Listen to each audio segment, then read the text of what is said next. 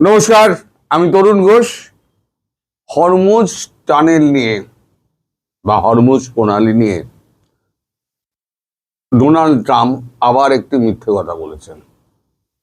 সেটা আবার প্রমাণ হয়ে গেল। ডোনাল্ড ট্রাম্প কি দাবি করেছিলেন তার সোশ্যাল মিডিয়াতে? যে হরমুজ খুলে গেছে, চীন কথা দিয়েছে তারা আর অস্ত্র দেবে না।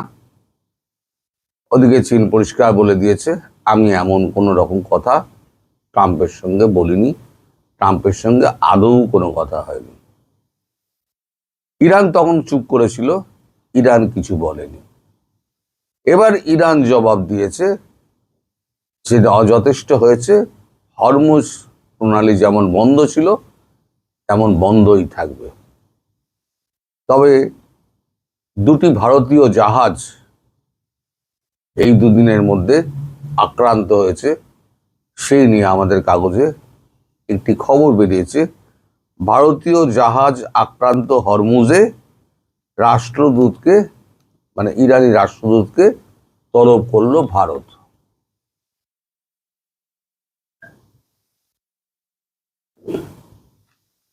তা আমি প্রথমটা একটু পড়ি কি লেখা হচ্ছে। আমেরিকার বিরুদ্ধে প্রতিশ্রুতি তার ভঙ্গের অভিযোগ তুলে ইরান আজ ফের হরমুজ প্রণালীতে আন্তর্জাতিক নৌ চলাচল বিধিনিষেধ আরোপ করেছে। এরপরে দুপুর 1টা নাগাদ ওমানের কাছে 20 লক্ষ ব্যারেল ইরাকি তেলবাহী জগ অর্ণব নামে একটি সুপার ট্যাঙ্কার লক্ষ্য করে সরাসরি গুলি চালায় ইরানি গানবোট। একই সাথে কাছাকাছি থাকা একটি ভারতীয় পতাকাবাহী কন্টেনার জাহাজেও অজানা প্রজেক্টাইল আঘাত হানে, যার ফলে সেটির কয়েকটি কন্টেনার ক্ষতিগ্রস্ত হয়। সেটির কাছেই ছিল সারমার হেরাল্ড নামে আরও একটি ভারতীয় জাহাজ। হামলার মুখে তাকে ফিরে আসতে হয়েছে। মেরিটাইম ডেটা সংস্থা কেপলারের তথ্য অনুযায়ী শনিবার সকালে নতুন করে নিষেধাজ্ঞা জারির আগে অন্তত 19টি বাণিজ্যিক জাহাজ ওই ভারতের ওই পথ পারাপার করেছিল। এই ঘটনার জেরে সন্ধ্যায় ইরানের রাষ্ট্রদূত মোহাম্মদ ফাতালিকে তলব করে ভারতীয় বিদেশ সচিব। বৈঠকে জাহাজ এবং নাবিকদের নিরাপত্তার গভীর উদ্বেগ প্রকাশ করে অবিলম্বে যাতায়াত স্বাভাবিক করার অনুরোধ জানান। অতীতে ভারতের সহযোগিতার কথা স্মরণ করিয়ে দিয়ে ফের জলপথ খোলার দাবি তোলেন। বিষয়টি তেহরানকে জানানোর আশ্বাস দিয়েছেন ইরানের রাষ্ট্রদূত।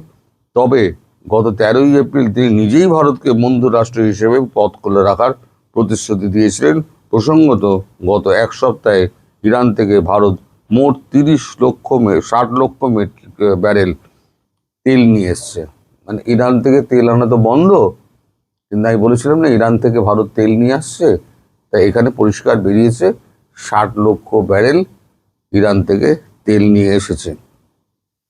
আজ প্রথম শিপিং কর্পোরেশন অফ ইন্ডিয়ার দেশ গরিমা হরমুজ পার হলেও দেশ বৈভব ও দেশ বিভোর ফিরতে বাধ্য হয়।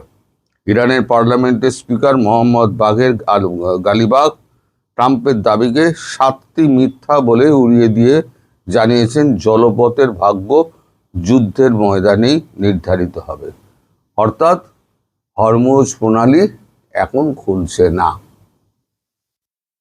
পরিষ্কার জানিয়ে দিয়েছেন ওটা যুদ্ধের ময়দানেই স্থির হবে, হরমুজ প্রণালী খোলা হবে না খোলা হবে না।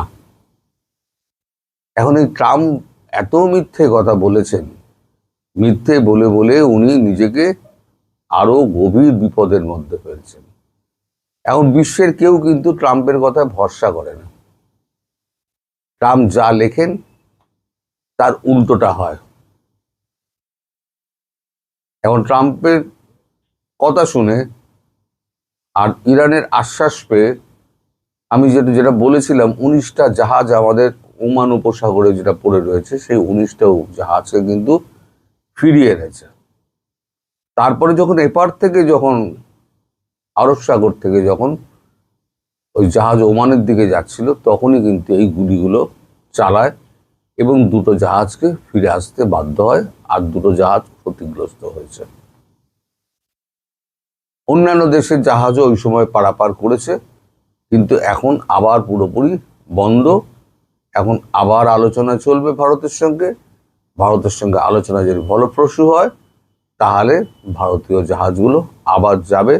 যদি আলোচনা ফলপ্রসূ না হয় তাহলে এইখানেই হয়তো ইতি থাকবে আপাতত। ভারতবর্ষ আর ওখান থেকে মাল আনতে পারবে না।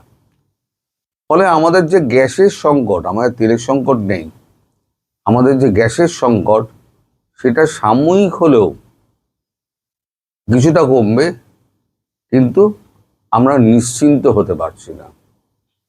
কারণ এটা যদি এখন, এই যুদ্ধ এখন চলবে, অনন্তকাল চলবে। আমি বলেছি না, বারবার বলি যে যুদ্ধ শুরু করা সহজ কিন্তু শেষ করা খুব মুশকিল।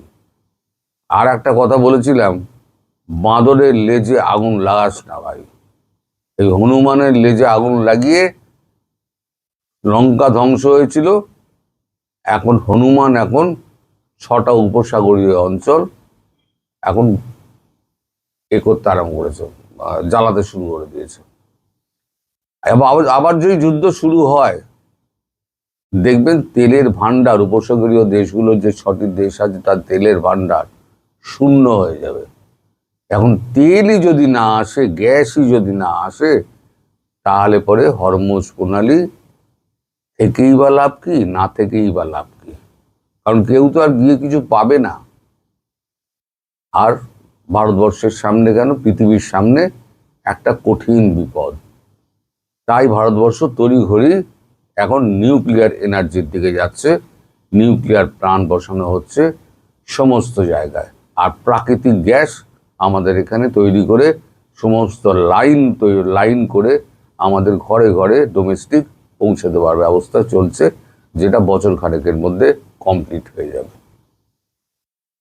ফলে আমরা আর ওই ইরান অথবা উপসাগরীয় অঞ্চলগুলো বা রাশিয়ার ওপরে আমাদের একচ্ছত্র যে এইগুলো রয়েছে, যে বাধ্যবাধকতা রয়েছে, সেগুলো হয়তো পেরিয়ে আমরা চলে আসতে পারব।